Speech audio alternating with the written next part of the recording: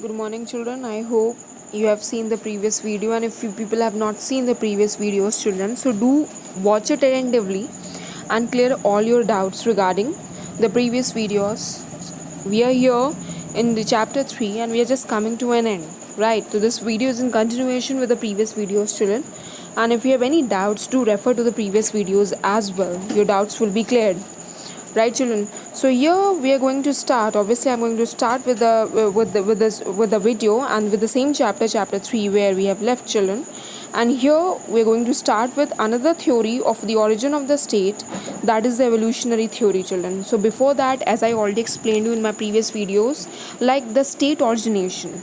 Now, while proving yes, the state has been existed so far, children, we have to in this syllabus, in this chapter, we have to prove that state has been existed with the four theories, children. As this is the fourth theory, children, we have evolutionary theory of the state, which I'm going to discuss you right now, children. And before that, children, I have already discussed you about the social contract theory of the origin of the state given by Hobbes, Locke and Rousseau, children. Right. Before that, I have already explained you about the divine origin theory, children.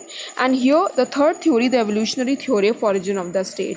So please don't get confused, children. Here, I'm just explaining about the theories of the state that proved yes, the state has been existed. So the very first theory which obviously I did was the divine theory, right? Divine theory, obviously they simply created. People used to believe that state was a creation of God, children. But this theory was highly criticized. I've already explained in my previous video. You refer to that, children. Next, we have social contract theory. The social contract theory, that means this, according to three political thinkers, Rousseau, Locke, and another thinker, children, and Locke, children. Rousseau, Locke, right, children, and Hobbes. All these three political thinkers have given different theories regarding the social contract. Right, they simply accepted the belief that out of contract the state has been existed, children. And for this they have given the theories. All three of them have given the individual and the separate theory, children.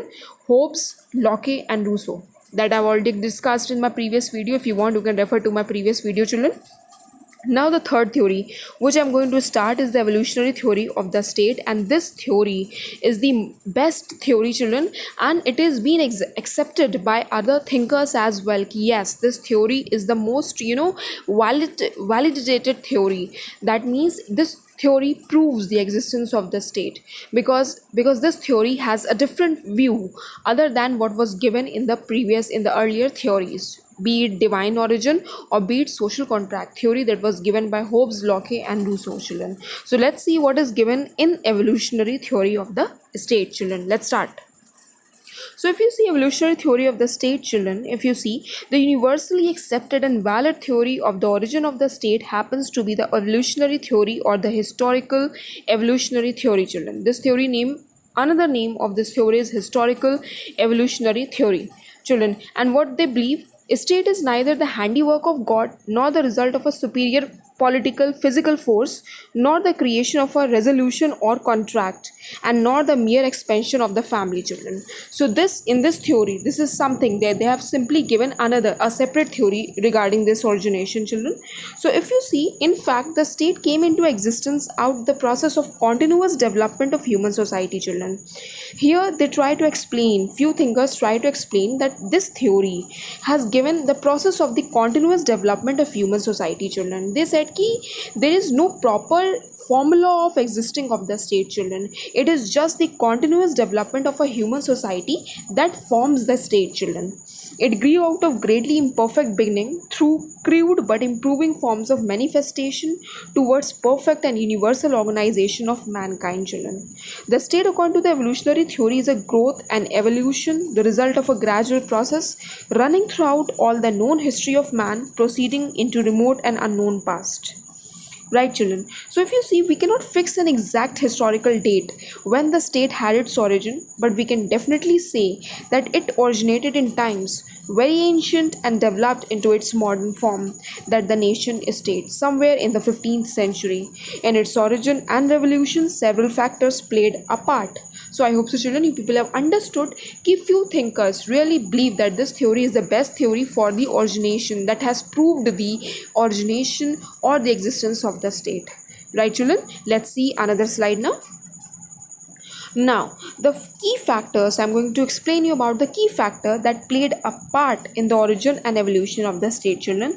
The very first factor is the natural human social instinct. Now, what is this, children? Man is a social animal. He is impelled by his nature and compelled by his necessities to live in society, to enter into social relationship. The society needs peace, order, and protection. For serving these needs, the state came into existence in a natural way. Next, children, kinship and family. The earliest social relationships were based on blood relationship. Kinship acted as the strongest bond of unity. Reproduction instinct and blood relationship gave birth to family. The family grew into a clan and a clan into a tribe.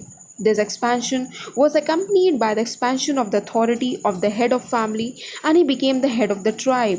He started enforcing order and discipline in his tribe.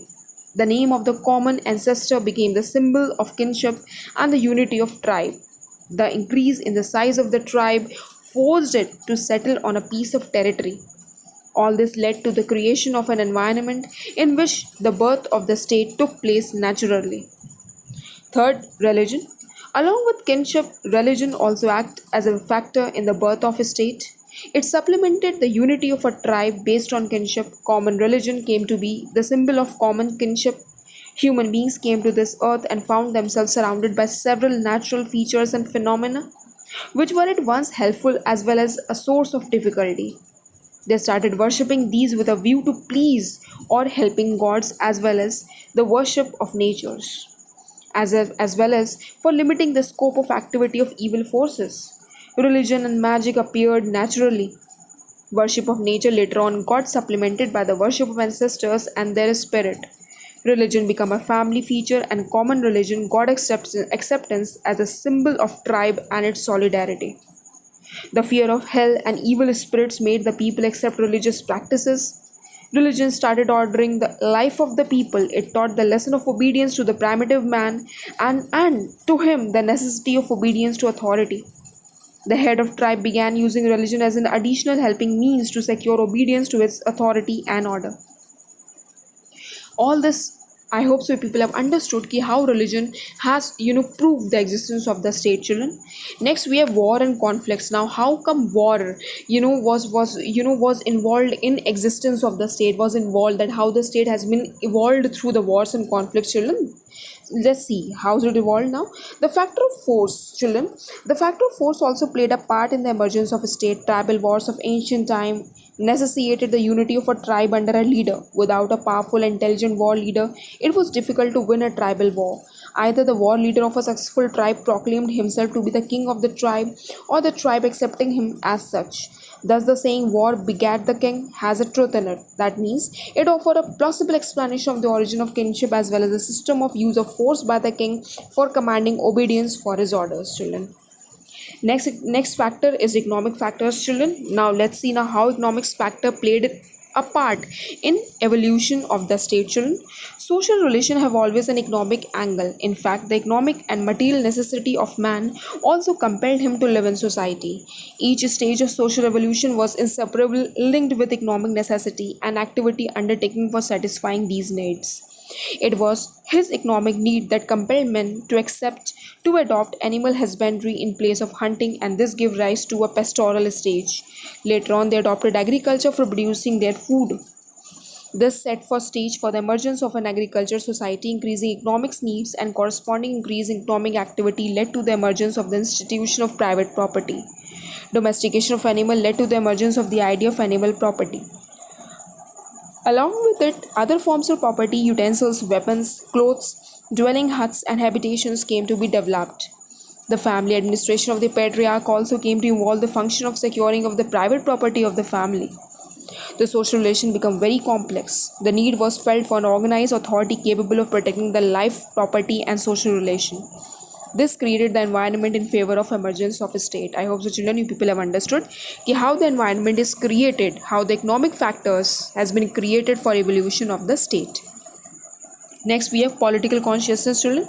All the political scientists have been, in accepting the importance of the factor of political consciousness in the birth of a state, children. Now, what is this? In political consciousness, this rise of consciousness in favor of the need for protection, security, and order acted as a major factor in the origin of the state. The ever growing complexity of social relations compelled the human mind to think and devise ways and means for ensuring a peaceful and orderly social order. Further, the need for securing against enemies and external war, the necessity to check internal orders and disturbances, the growing awareness for changes through reform, and several other such factors together created a consciousness in favor of an organized agency capable of serving these needs. Such a consciousness created an environment in which the state and government naturally appeared on the scene. In fact, the factor of kinship, religion, economic needs, morality, and force acted together to create condition for the birth of a civil society. The dawn of political consciousness and the strength it gradually gained acted as a final factor which led to the birth of the state. Right, children? Now let's see main stages in the evolution of the state, children. Now very first stage is what how the state has been evolved, children. So let's see. Now very first of all, the state has been evolved through the tribal. Let's see the life of the tribal now. Now what is this, children? Roaming tribes generally settled down in regions where nature was bountiful and responsive to the needs of man. The early nomadic tribe in search of pasture lands made the fertile valleys of Ganges, the Nile, the Euphrates, the Tigris, the Yellow River, and the Yangtze their homeland, and as a result of conquest and enslavement of the weaker tribes, established the earliest of state known to history.